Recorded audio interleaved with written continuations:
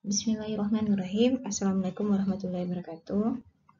Pertama-tama mari kita manjatkan puji dan syukur atas kehadirat Allah Subhanahu wa taala sehingga kita masih diberikan kesempatan untuk belajar materi hari ini, yaitu mengenai asam basa. Dan tak lupa pula mari kita mengirimkan salam dan salawat kepada Nabi kita Muhammad SAW.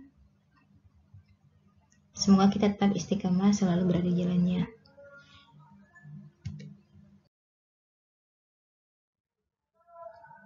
Kita mulai dari kesetimbangan air. Jadi air itu H2O.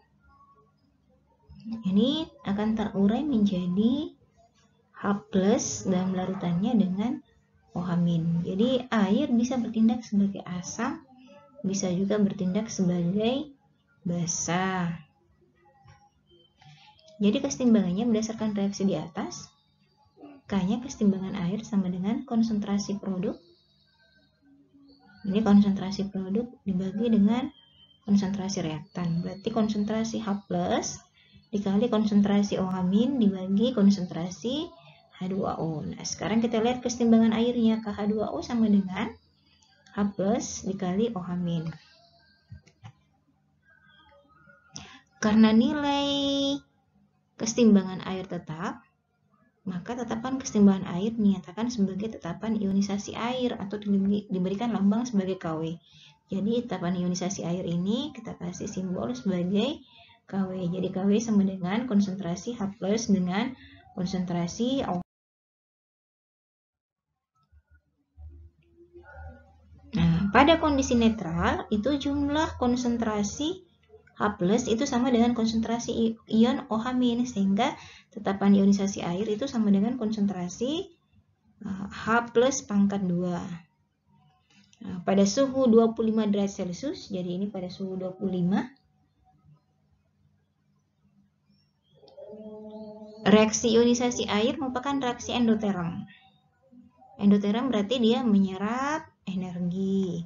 Nilai Kw-nya akan semakin besar. Pada suhu 25, nilai Kw sama dengan 10 pangkat min 14. Jadi konsentrasi H+ dengan OH- itu sama, berarti masing-masing konsentrasinya nilainya 10 pangkat min 7.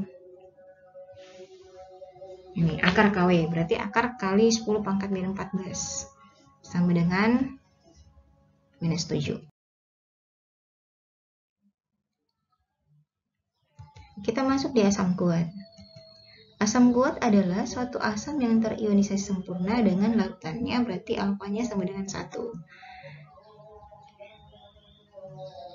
Kalau kita buatkan dalam persamaan, ya dalam persamaan ini, konsentrasi H+ sama dengan Na dikali Ma dengan satuan mol per liter.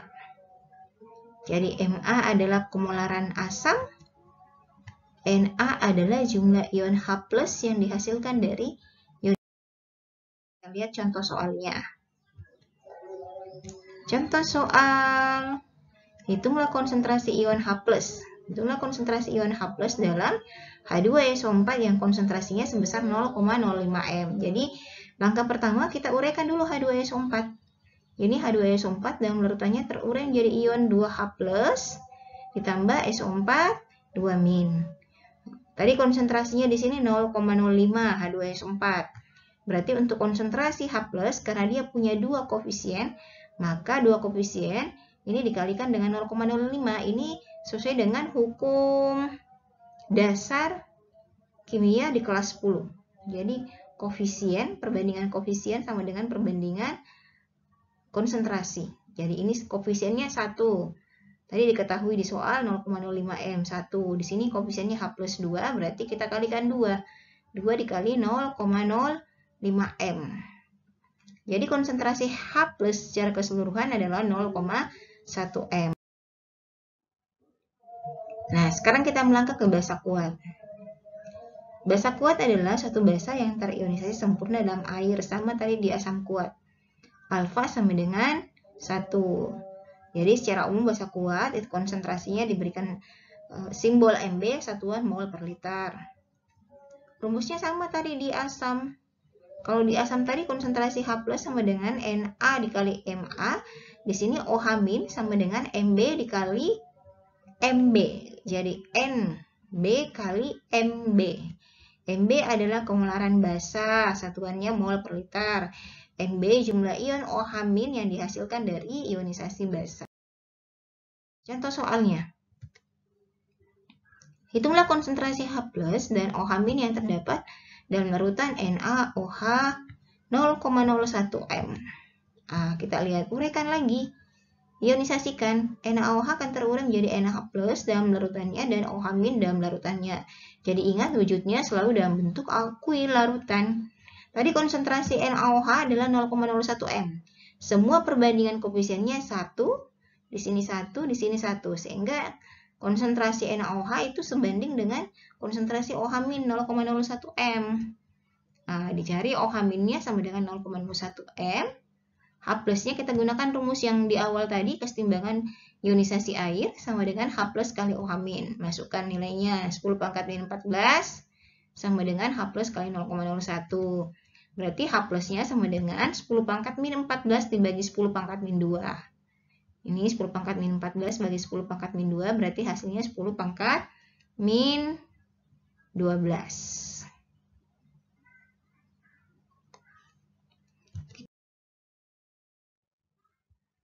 Di asam lemah. Asam lemah adalah suatu asam yang dalam larutannya tidak terionisasi sempurna, tapi hanya sebagian dari 0 A, jadi A terletak di antara lebih besar dari 0 dan lebih kecil dari 1. Ini tetapan ionisasinya. Jadi A berada, Ibu ulangi, A berada lebih besar dari 0 dan lebih kecil dari 1. Konsentrasi ion H+ dalam asam lemah dapat dihitung dengan cara, ini rumusnya, H+ sama dengan akar Ka kali Ma.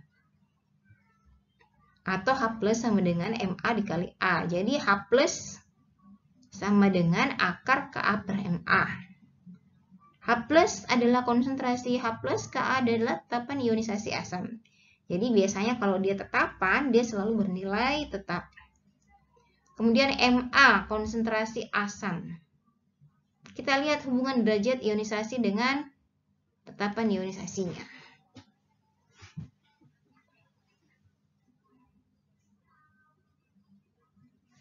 Derajat ionisasi adalah kemampuan suatu asam untuk terurai. Biasa diberikan simbol alfa. Jadi alfa sama dengan akar Ka per M. Kita lihat contoh soalnya. Hitunglah konsentrasi ion H+ dalam larutan CH3COH. Nah, ini adalah asam lemah.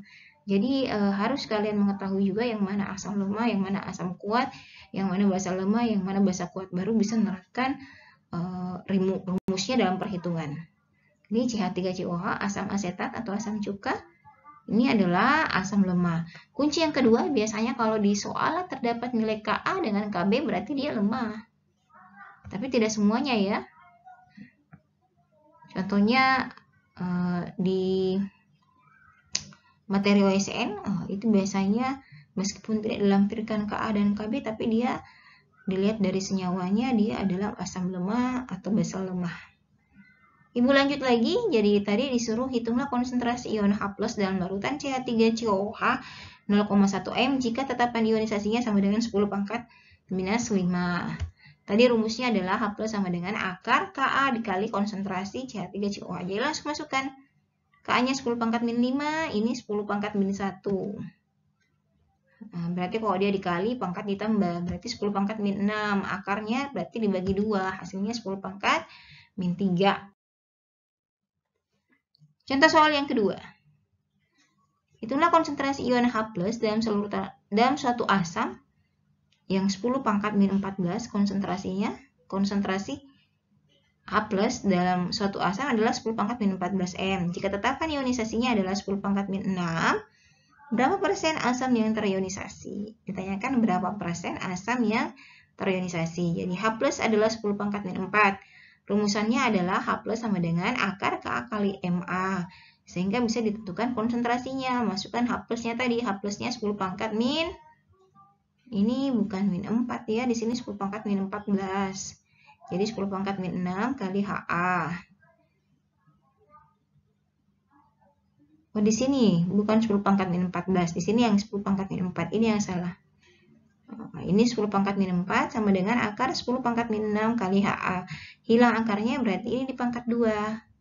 Nah, ini di pangkat 2 sehingga hilang akarnya, berarti 10 pangkat min 8 sama dengan 10 pangkat min 6 kali HA.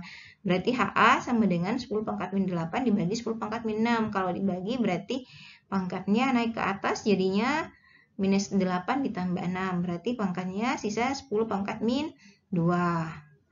Nah, kita masukkan nilainya. Alfa sama dengan akar KA kali M. Berarti KA-nya tadi 10 pangkat minus 6 dibagi 10 pangkat min 2. Sama dengan 10 pangkat min 4. Akar 10 pangkat min 4 sama dengan 10 pangkat min 2 kali 100% berarti 1%. Yang terionisasi sebesar 0,01%. Oke, demikian untuk materi hari ini. Mudah-mudahan bermanfaat bagi anakku sekalian. Bu akhiri dengan ucapan wabillahi taufiq wal hidayah. Wassalamualaikum warahmatullahi wabarakatuh.